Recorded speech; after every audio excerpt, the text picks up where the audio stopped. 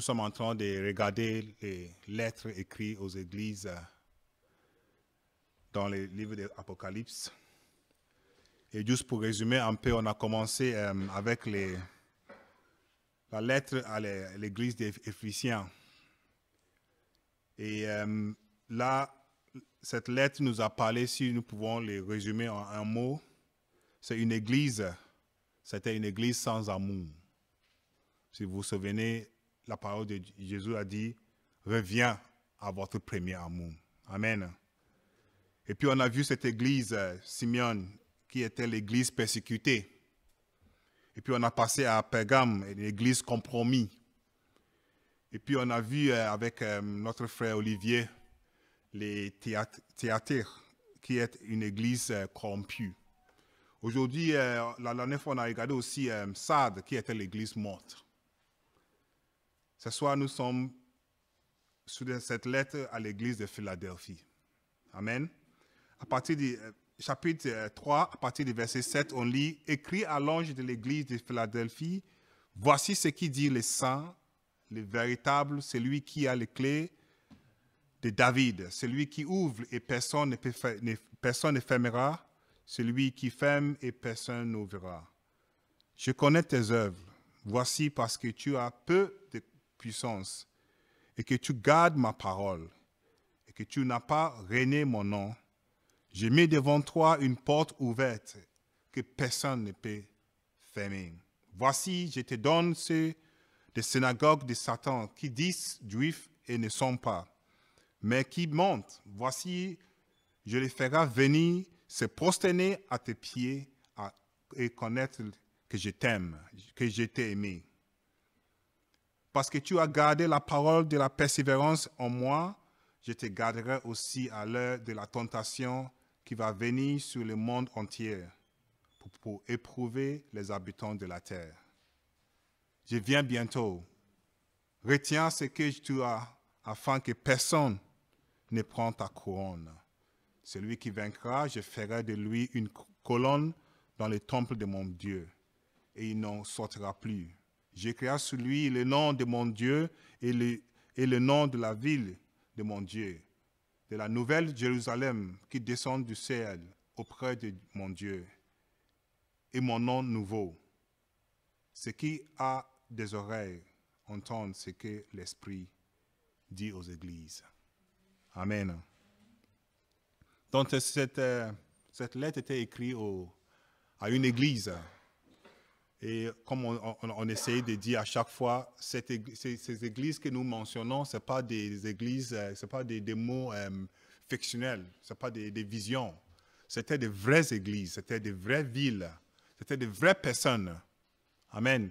C'est pour ça que parfois, quand on regarde dans la Bible, on peut voir même la carte et où se trouvent même les villes et de cet endroit. Et parfois même on a des noms de la ville qui est située à le même endroit aujourd'hui. Amen. Donc ce n'est pas des choses qui étaient dans les fictions, c'était des vrais hommes. Et c'est bien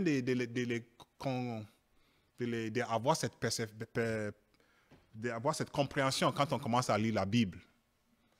Si on sait que c'est c'était des personnes qui étaient vivantes, on a plus de connexion avec la parole qu'on est en train de lire. Amen.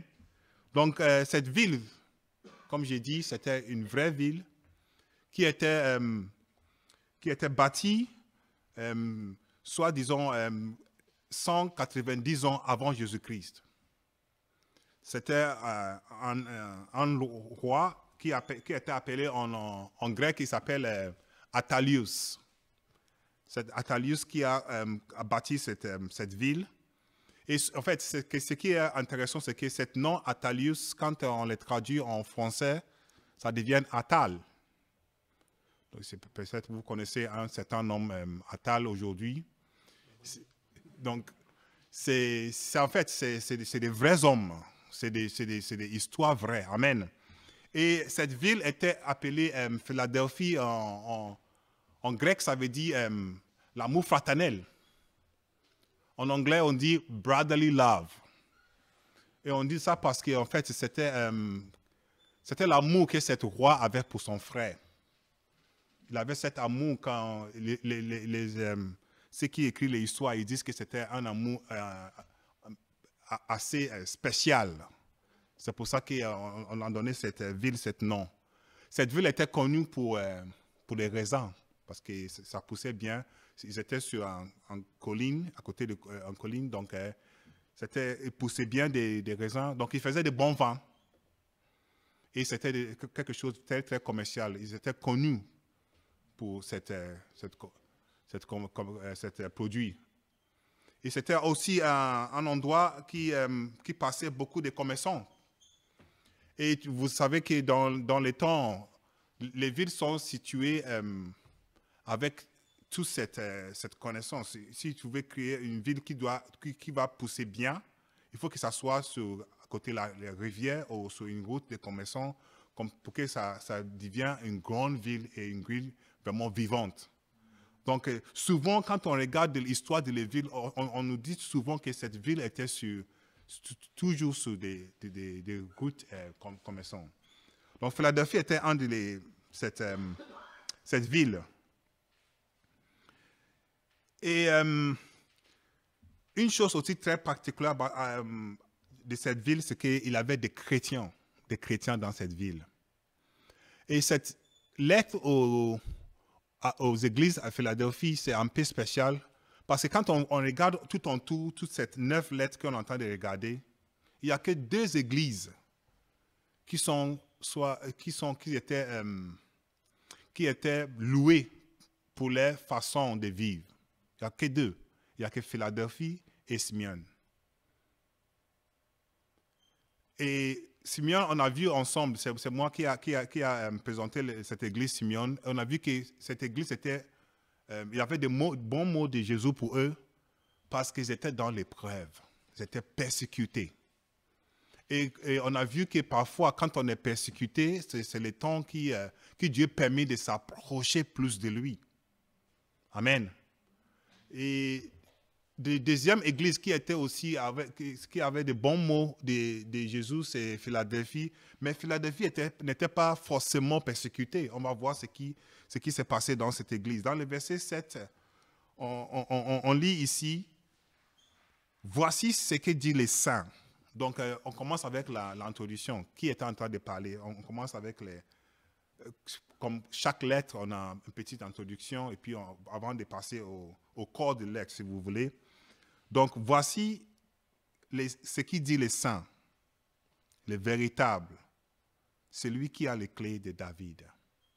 Donc, quand on utilise ce mot, les saints et les véritables, pour les Juifs, pour ceux qui avaient la parole de Dieu, les saints et les véritables, c'est des mots qu'ils donnent seulement à Dieu lui-même, Dieu le Père. Amen. Mais dans cette lettre, Jésus utilise ce mot pour s'introduire, pour nous dire que Jésus, il a toute l'autorité, il a tous les aspects, tous les caractères de Dieu lui-même. Amen. Nous savons que Jésus était même, il n'y a pas de différence entre Jésus et Dieu. Autant que caractère, autant que puissance, autant que connaissance, il dit, moi et le Père, nous sommes. Amen. Donc, il dit, moi je suis le saint et le véritable, et c'est lui qui a la clé de David. Pourquoi il utilise le mot David ici? Parce que pour les Juifs, ou pour ceux qui ont la parole de Dieu, David était le roi qui était promis, et il sait bien que c'est à partir de David qui va venir cette Messie, n'est-ce pas? Tout le monde attendait cette Messie, mais Jésus dit, c'est moi qui tiens la clé. Amen. Et puis il continue de dire, c'est moi, il utilise ces deux mots, celui qui ouvre, que personne ne peut fermer, et celui qui ferme. Ça donne le pouvoir, l'autorité, la puissance absolue. Amen. Parce que si quelqu'un te donne quelque chose et tu arrives à la porte et l'autre te dit, qui t'a donné ça? C'est monsieur qui m'a donné. Rends-moi, vite. C'est Jésus seul qui peut te donner quelque chose que personne ne peut le prendre de chez toi. Amen. Peu importe ce que nous avons aujourd'hui, si ça ne vient pas de Jésus, nous pourrons les perdre. Mais la seule chose que nous avons aujourd'hui, et je ne sais pas si tout le monde l'a aujourd'hui ici, et si on n'a pas, il ne faut pas quitter ici sans l'avoir, c'est la vie éternelle. Et cette chose, si Jésus te donne, personne ne peut les prendre. Amen. Donc il dit, c'est moi qui ouvre. Et il ouvre quoi, Jésus? Jésus ouvre la porte du ciel. Amen. Frères et sœurs, je vous encourage à donner votre vie à Jésus. Aujourd'hui même. Parce que c'est lui seul qui peut ouvrir les portes que personne ne peut fermer. Parfois, quand nous venons à l'église, nous voulons prier pour de bons travail, pour de bonnes études, pour la guérison. Nous cherchons que Dieu nous donne cette sagesse, cette force. Nous prions pour des choses, beaucoup de choses. Mais je vous encourage encore que les choses les plus importantes que nous pouvons prier pour, c'est la vie éternelle. Amen. Même quand quelqu'un est malade et on rentre chez lui et on veut prier, on va prier que Dieu les guérisse, n'est-ce pas? On a cette volonté que Dieu les redonne la vie, la force, tout ce qui est en nous. Nous voulons crier et demander, Seigneur, guéris. Mais n'oublions pas aussi à demander la vie éternelle. Parce que même si nous prions, c'est la volonté de Dieu qui soit faite, n'est-ce pas? Et si c'est la volonté de Dieu, c'est de prendre la vie de cette personne. Le plus important pour cette personne, c'est la vie éternelle. Amen. Donc c'est lui seul, Jésus, qui peut ouvrir et personne. Donc voilà l'introduction.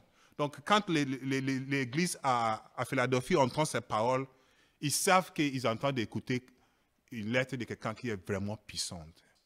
Ils entendent entendre la parole de leur Dieu, le Jésus qu'ils attendaient. Amen. Le verset 7, il dit, « Je connais tes œuvres. » Et cette expression, c'est comme s'il a dit à toute l'église, hein, « Je connais tes œuvres. » Et quand je lis une fois, deux fois, trois fois, quatre fois, la cinquième fois, je me suis dit, Dieu connaît tes œuvres aussi. Amen. Soit bon, soit mauvais, soit hypocrite, soit véritable. Dieu, il connaît tout. Amen. Et parfois, quand on prie, on prie pour des années et on ne voit pas les résultats, et on se dit, mais Seigneur, est-ce que tu entends ma voix? Est-ce que tu entends mes prières? Jésus te dit aujourd'hui, je connais. Et pas seulement tes œuvres, mais il dit, je te connais même avant que tu étais né. Amen. Comme le pasteur a dit ce dimanche, il a vu Nathanaël au-dessus de l'arbre, n'est-ce pas? Et il a dit, mais même quand le temps que tu étais assis là-bas, je t'avais vu. Amen. Tout ce qui se passe dans ta vie aujourd'hui, Jésus, il le connaît. Amen. Je connais tes œuvres. Voici que tu as peu de puissance. Cette expression, c'est très important pour nous. Peu de puissance. Vous savez, si on a beaucoup de puissance, peut-être on n'a pas besoin de Jésus, n'est-ce pas? Si on a beaucoup de force, peut-être on n'a pas besoin de Jésus. C'est surtout ceux qui sont de peu de force, ceux qui ne peuvent pas s'aider. C'est à eux que Jésus vient et qu'il s'aide. Mais ce qui est important, c'est que d'abord, il faut que nous soyons reconnaissants que Seigneur, je n'en peux plus. De plus en plus que nous essayons d'utiliser nos logiques, nos études, nos consciences, nos perfections, nos attitudes, de plus que nous continuons à utiliser nos sciences et tout ce que nous connaissons, Jésus nous laisse. Il dit, vas-y mon frère, vas-y, fais-moi voir comment tu parles. Et on cogne la tête, jusqu'à on se dit, Seigneur, je suis fatigué. Et dès le moment-là, exactement à le moment que nous... Mais ce n'est pas seulement le mot, mais quand nous commençons à être dans cet esprit que je n'en peux plus, c'est exactement le moment que le Saint-Esprit vient et il commence à t'aider. Voilà ce que Jésus dit, vous avez peu de force. Et cette expression peu de puissance, ça peut être, il y a ceux qui disent peut-être l'Église, ils disent ça peut-être parce que l'Église était petite ou parce qu'ils n'étaient pas nombreux ou ils n'avaient pas de force pour combattre ce qui était devant eux. Mais peu importe la condition, nous savons qu'ils avaient besoin de Jésus. Ils avaient besoin de Dieu lui-même. Et qu'ils disent que, mais comme s'ils avaient peu de force, ils ont gardé la parole. Amen. Ils ont gardé la parole. C'est vous avez gardé ma parole. Et que tu n'as pas renié mon nom. Vous savez, dans le temps, c'était très très difficile de se dire chrétiens. On a vu avec l'église de Smyrne. C'était difficile de se dire chrétiens. Ils étaient des chrétiens cachés. Ils étaient des chrétiens souterrains. Ils étaient des chrétiens persécutés. Pas seulement dans Rome ou à Jérusalem, mais c'était partout. Pourquoi? Parce qu'à l'époque, ils voulaient que tout le monde soit au culte de l'empereur. Il faut que l'empereur soit votre roi, votre Dieu. Et tous ceux qui commencent à suivre cette notion de Jésus, c'était considéré les personnes rébellions. Et dès que tu rebelles, on te met sous ta place. C'était difficile, mais ils n'ont pas renié le nom de Jésus. Ici, c'est facile à lire, ils n'ont pas renié. Mais quand on essaie de regarder bien dans le coutume, on peut se dire, ben, ça veut dire qu'ils avaient bien souffert. Amen. J'ai mis devant toi une porte ouverte que personne ne peut le fermer. Voilà. Déjà, il a commencé en disant que c'est moi qui ouvre et personne ne peut fermer. Et maintenant, il dit, devant toi, je ouvre une porte. Et que personne ne peut le fermer. Et comme j'avais dit, Jésus ouvre quelle porte? Ben, il ouvre la porte du ciel. Donc, cette église peut se dire que la porte du ciel, leur nom était écrit dans le livre. Amen. Ils étaient sauvés. Personne ne peut prendre leur vie de la main de Jésus. Et c'était encourageant, c'est tellement encourageant d'avoir cette notion devant nous que Jésus nous dit que la porte est ouverte pour nous. Et il tient à la porte, il nous entend. Il est là, il dit, voici, je te donne de la synagogue de Satan, ceux qui disent juifs et ne sont pas juifs. Et cette expression, on a vu la dernière fois, et juste pour dire que c'était les juifs qui n'avaient pas le cœur de suivre leur Dieu. Ils étaient juifs d'origine, de la nature. Ils étaient juifs naturellement parce qu'ils faisaient partie de la patrie d'Israël. Mais ce n'étaient pas des juifs parce qu'ils ne suivaient pas la parole de Dieu. En plus, au lieu de rester dans leur place, ils venaient à l'église et ils commençaient à donner des ordres, ils commençaient à donner des instructions, à dire à l'église comment suivre Dieu. Et quand l'église refuse seulement cette doctrine et il choisit, comme Jésus avait dit, vous avez gardé ma parole, ils ont gardé la parole de Jésus. Ils n'ont pas cherché ce qui est juif et ce qui n'est pas juif. Ils ont juste gardé la parole de Jésus. Ils n'ont pas cherché en religion. Ils n'ont pas cherché à s'attacher à un pays, comme certains font aujourd'hui, même aujourd'hui. Il y a certains qui sont trop pour Israël. Dès qu'on parle d'Israël, Israël, Israël. Mais on ne s'attache pas à un pays. On cherche un sauveur. Amen. Je ne dis pas que ce n'est pas bon. C'est très bien de même aller en Israël, de vivre la parole de Dieu. Mais on ne cherche pas une nationalité, on ne cherche pas de devenir des Israélites, non. On cherche Jésus. Donc, ce peuple qui devait être plutôt encourageant aux chrétiens, ils étaient là pour les persécuter. Ils étaient là pour rendre leur vie plus difficile. Amen. Voici, Jésus dit, ils vont venir, il sera à genoux et ils vont voir que moi, je vous aime. Je vais les faire voir. C'est étonnant de lire cette parole. Et ce n'est pas la première fois qu'on voit que Dieu ou Jésus montre cette parole. Parce que même dans le Torah, on voit que la parole de Dieu est venue Et le prophète a dit à Israël, je vais utiliser Égypte, mes peuples bien-aimés, pour vous punir. Je vais les utiliser pour vous rendre jaloux. Amen.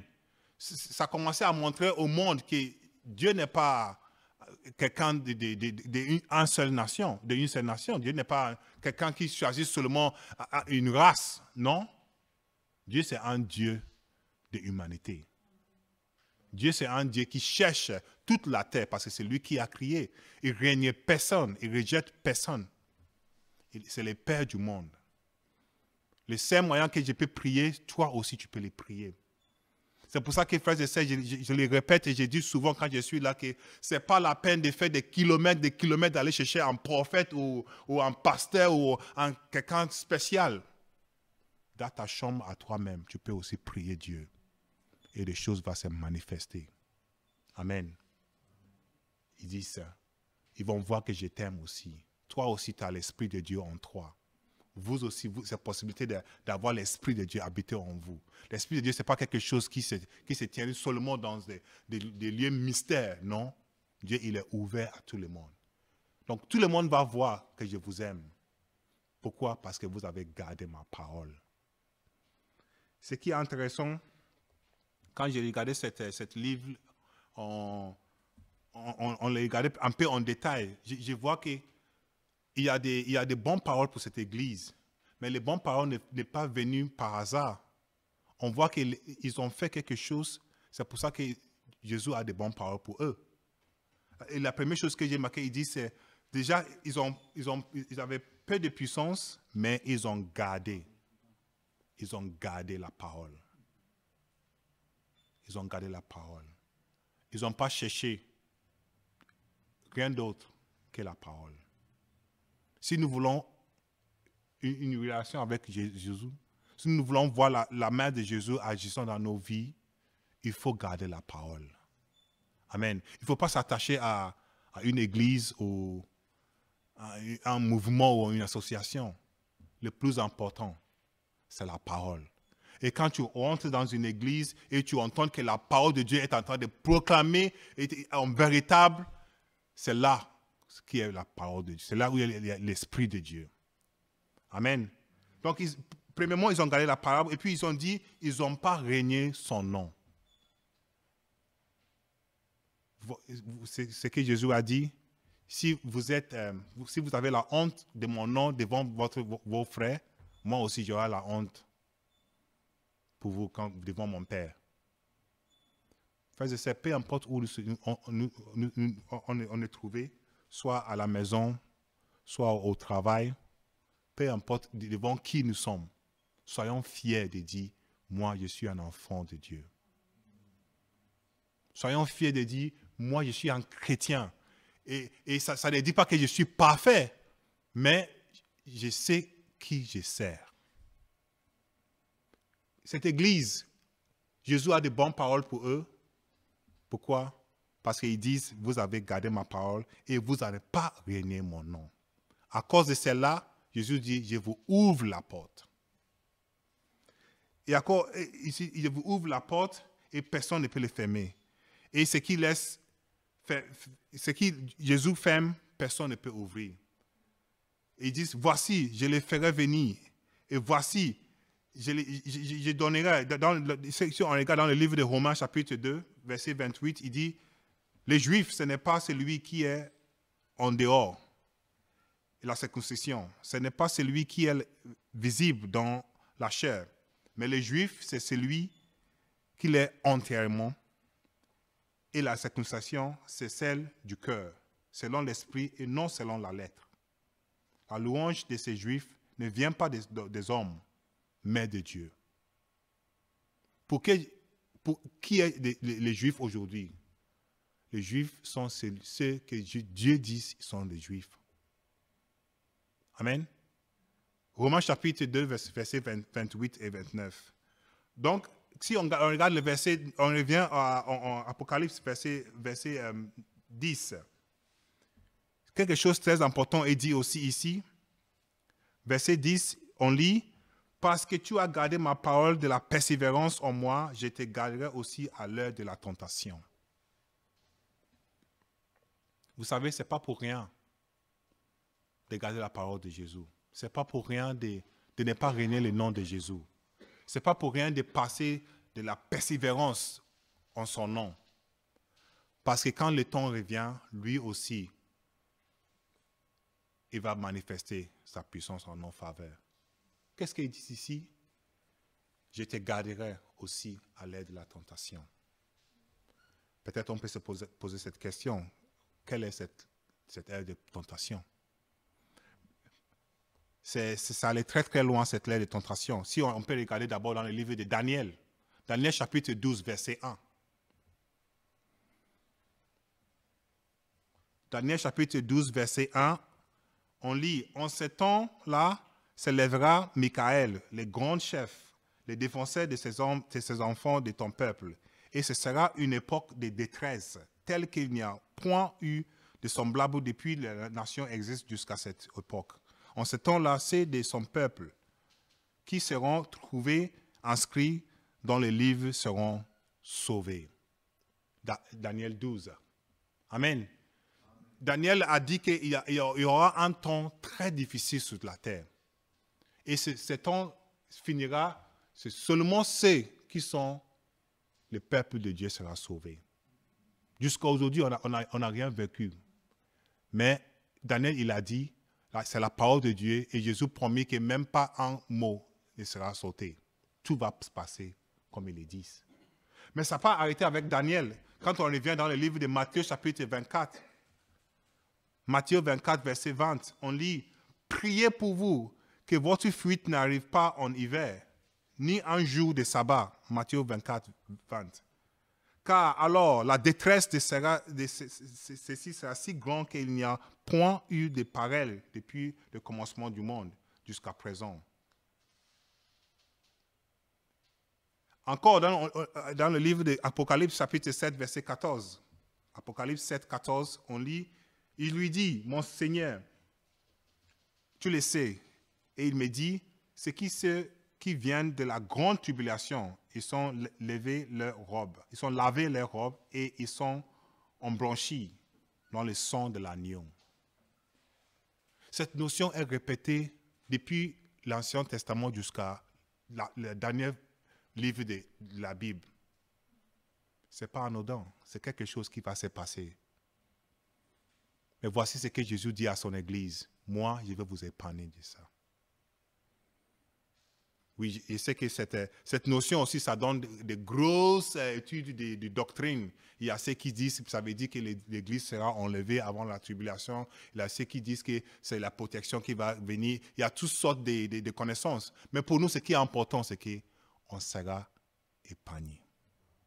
Comment il va le faire? Ça, c'est le détail. Amen. Mais c'est la parole de Jésus. Que si vous gardez ma parole, si vous vous reniez de moi, si vous continuez à persévérer en mon nom, ce jour de tentation, ce jour de détresse, ce jour de tribulation, vous serez épargnés. Amen. C'est en joie déjà d'entendre cela. Et c'est pour ça que même avant ce grand jour, peu importe ce qui se passe dans notre vie, peu importe ce qui se passe aujourd'hui même, je me suis dit, mais si Jésus est capable de me protéger même des grandes tribulations, est-ce qu'il n'est pas capable de me sauver aujourd'hui? Amen. C'est pour ça qu'il ne faut pas vivre dans la peur, frères et sœurs. Il ne faut pas avoir peur de ce qui s'arrive. Il ne faut pas avoir peur de ce qui va venir. Il ne faut pas avoir peur de ce qu'ils disent sur la radio, sur la télé, c'est tout ce qu'ils crient, tout ce qu'ils veulent faire. Nous avons un Dieu qui est le plus puissant. Amen. Un Dieu qui parle et personne ne peut dire contraire. Amen. Et ce qui est étonnant, ce qui donne moi la joie, c'est qu'en fait, parfois Dieu il pousse des gens pour faire des choses pour son avantage. Et on se dit, waouh Seigneur, tu es merveilleux. Regarde-moi un peu les frères de Joseph. Il s'est dit, regardez les rêves là, celui qui arrive là, celui qui rêve qu'il va devenir un roi. On va le jeter dans un fosse. Il va vivre son royaume dans le fossé. On va voir. on va les vendre dans l'esclavage. Il va être roi en esclavage, on va voir. Voilà que Dieu utilise ces choses. Vraiment, pourtant, c'était pour les choses de malheur, n'est-ce pas? Joseph pouvait dire, ah, quel malheur sur ma vie. Mais à la fin, Dieu lui a placé exactement là où il le veut. Peut-être nous sommes en train de passer dans des temps difficiles aujourd'hui, mais Jésus nous dit, je veux vous épargner. Je vous tiens dans mes mains. Même si les océans déchaînent, vous serez toujours dans ma main. Amen. Jésus a promis à cette église fidèle. Cette église, si on peut juste donner un nom, c'est une église fidèle. Philadelphie, c'est une église fidèle. Soyons fidèles aussi. Soyons fidèles à notre Dieu. Gardons la parole, parce que Dieu, il est puissant. Amen. Le temps est bien passé, donc je vais m'arrêter ici. On va prier. Mais gardons cette parole qui dit une église fidèle. C'est une église qui garde la parole de Jésus. Que Dieu vous bénisse.